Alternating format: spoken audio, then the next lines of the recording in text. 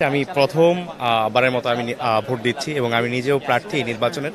তো গণতান্ত্রিক বাংলাদেশের যাত্রার সূচনা হচ্ছে এটা দেখে এবং এটার সাথে সম্পৃক্ত থাকতে পেরে আমার আসলে খুবই ভালো লাগছে এবং ঢাকা বিশ্ববিদ্যালয়ে আজ উৎসব মুখর পরিবেশ বিরাজ করছে। গতকাল রাত থেকে আমরা দেখতে পেয়েছি যে আইন শৃঙ্খলা পরিস্থিতির যথেষ্ট উন্নতি হয়েছে এবং বিশ্ববিদ্যালয় ক্যাম্পাসের শিক্ষার্থীরা এখনো পর্যন্ত আমরা দেখতে পাচ্ছি যে উৎসব মুখর এবং স্বতঃস্ফূর্ত অংশগ্রহণের মাধ্যমেই তাদের ভোটাধিকার তারা নিশ্চিত করছে।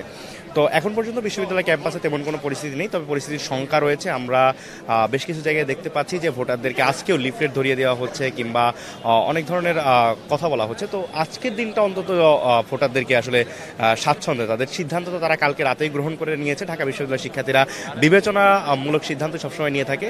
তো সেই জায়গা থেকে আমরা বলবো যাতে করে এই নির্বাচনটি অংশগ্রহণমূলক হয় এবং আনন্দঘন উৎসবমুখর পরিবেশে যাতে করে সারাদিন ভোটদান করতে পারে এবং ভোটের যেই ফলাফল হবে সেই ফলাফল যাতে করে সুষ্ঠু এবং নিরপেক্ষ হয় সেটা দাবি আমাদের সবসময় থাকবে। দেখুন, আসলে আমাদের প্রত্যাশা তো পূরণ হয়ে গেছে। আমরা চেয়েছিলাম একটি গণতান্ত্রিক বাংলাদেশের যাত্রা সূচনা শুরু হোক। গণতান্ত্রিক বাংলাদেশের সূচনা শুরু হয়ে গেছে। জুলাই গণ অভ্যুত্থানের মধ্য দিয়ে ফ্যাসিবাদ দেশ থেকে বিদায় হয়েছে। আর কখনো যাতে কোনো ফ্যাসিবাদ বা স্বৈরাচার মাথাচাড়া দিয়ে উঠতে না পারে দেশে, সে লক্ষ্যে আমরা কাজ করে যাব। আর দেখুন, আসলে এই ডাকসু নির্বাচনে যারাই প্রার্থী হয়েছে তারাই খুব কাছের আমাদের, তাদের সাথে খুবই একটা হৃদ্যতার সম্পর্ক। আমরা জুলাই গণ অভ্যুত্থানে একসাথে ছিলাম, আমাদের একে অপরের প্রতি ভালোবাসা শ্রদ্ধাবোধ সহমর্মিতা অনেক বেশি। তো সেই জায়গা থেকে যেই জিতুক না কেন আমরা সবাই জিতে যাব এবং আমরা হেরে গেলেও কখনো হারিয়ে যাব না।